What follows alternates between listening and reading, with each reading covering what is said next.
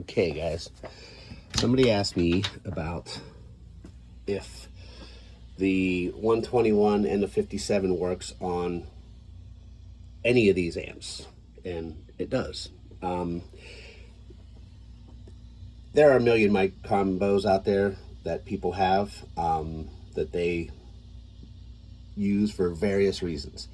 I like this because it gives me a complete sonic profile of the guitar tone that I can balance. Okay, so, and I did not invent this by any stretch. This had to be taught to me, and it's kind of like the secret sauce, but it's not really secret anymore. Thank you, internet.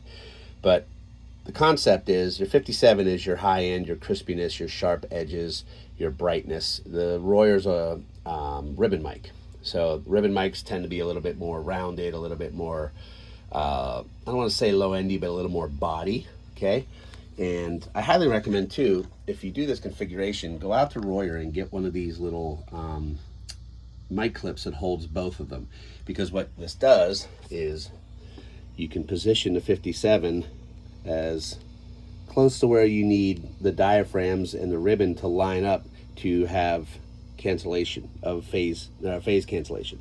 So and you can adjust, you can just slide the 57 back and forth if you're until you get the nice solid tone that you want. But anyway, so this is your high end, this is your body, and this is a 212 AC30 hand wound or hand wired. That right about here is the dust cap on this speaker, and I'm just to the left, I'm catching the edge of the dust cap. The further out on the speaker you go, typically the warmer the tone you'll get. But a lot of people say go right on the dust cap. I'm not sure the dust cap, in my experience, I don't think the dust cap gives you much. It's the to me right where the glue of the dust cap is, and just a little bit off of that from the dust cap is where I like to put that. Amp settings, kind of meh, not a lot of reverb. I never really record any effects. Maybe some EQ, we'll get to that in a second, but basic. And then a cable straight into a guitar, or guitar straight into the amp. Intex cables only in this place. It's the only cables I use. They're the best, look them up. So then over here is a 1073 in the box, in line, in the unison channel of Luna, which is what I use because it ties directly to the Apollo gear, which is amazing. So the microphones go, so you got guitar into the amp, into the mics. The mics come here to 4710D. Then you can, these are like individual compressors, just 4 of them. The thing that's really nice about these is you can go from solid state to tube, and you can blend anywhere in the middle. I love it. These are tube preamps. So I try to stay right around 3 dB of compression. It will clip harder if you're pounding it, so it kind of keeps it right where I want it. Royer 57 into the X8P, and on their first 8 tracks of that, or I'm sorry, the first 8 channels of that, the XLR inputs, they're what's called unison, and they are basically hardware emulators of Neve or API or whatever you put in this unison channel. The version 2s are even cooler. So I put the 1073, just a little bump in gain. I'll give it a little bit of top end, but not much. The AC30 really doesn't need it. So this is set kind of flat, and I'm just kind of getting the mojo from the 1073. This is what we got. So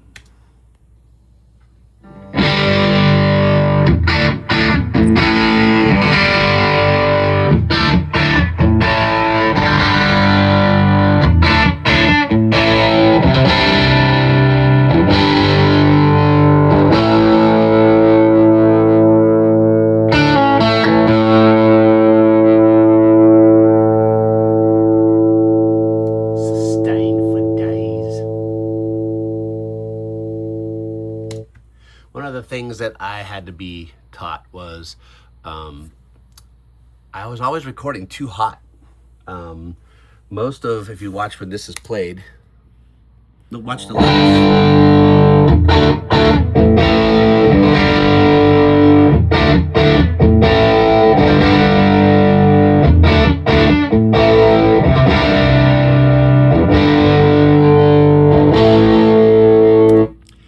Not going above 12, negative 12 dB. I used to record thinking that like close to zero, you know, you want to get that to unity, and that is not the case. And the guy that taught me that is an amazing engineer and producer, and his name is Sean McDonald with Red Medicine Studios, and he showed me that even though it doesn't look like your waves are slammed, the phrase he used was all of the information is in there. So you can get all of the highs and lows and whatever you need out of there. You don't have to record so loud. And what that does is that leaves you room for added compression or any other thing you want to do within those parameters, but you don't have hard clips. And so that was a great tip. To give you an idea of what we're listening to, all right, so over here on my speaker controller, I can mute left and right, okay? So let's listen, and then when you hear, I don't know how well this phone's gonna interpret it, but the difference between the two microphones, right? So here we go. Both 57.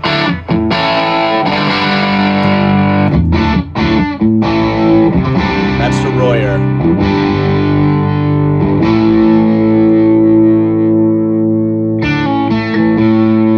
Let's give you a longer listen. We'll start with just the Royer.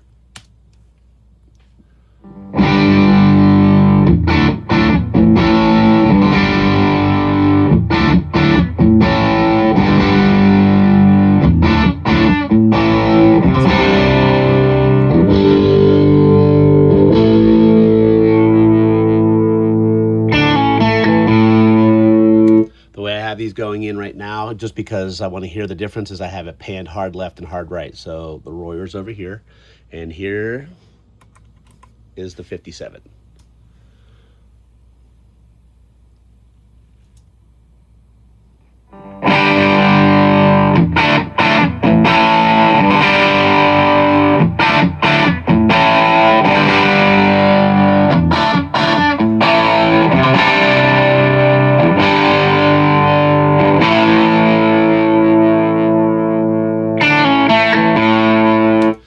More attack, brighter, where the Royer has a little body. I'm going to pan these both center.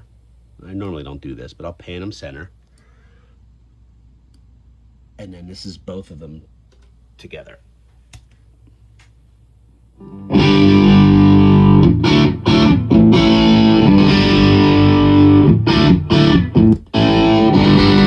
One second, let me take it off the armed recording. Try it again.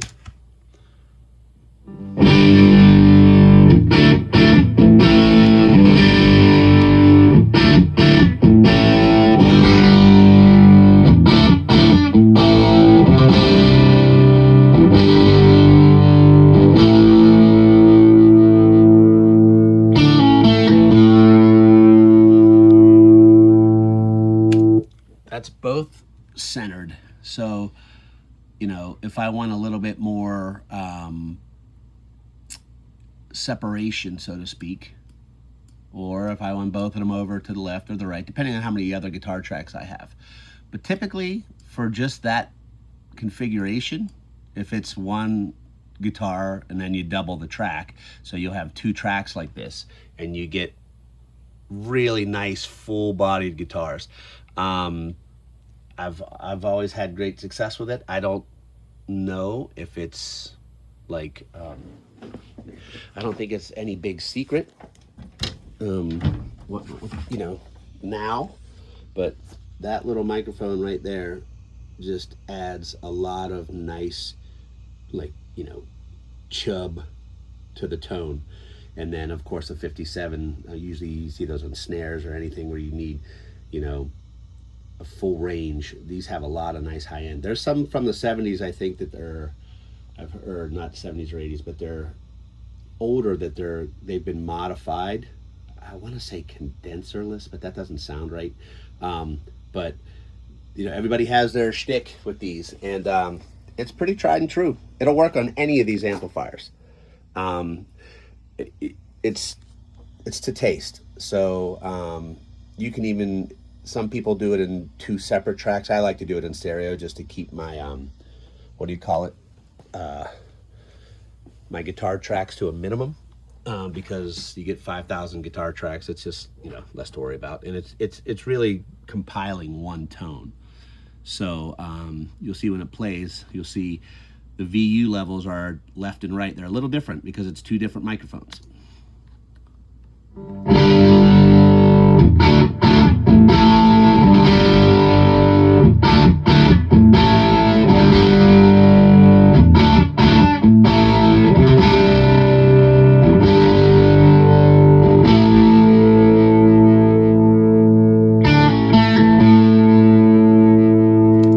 So, and that those levels are controlled by the levels on the preamps. So, yeah, hope that helps. I highly recommend it. Like I said, there's a million things you can do. That compressor keeps things kind of in check. Notice there's a couple really bright ones. I would dial that in a little bit more. I don't want to smash my wave files. The sound of the room and the essence of what you're recording is in the space. So if you just have a slammed wave file, it's just sound and there's no room. So yeah, hope that helps.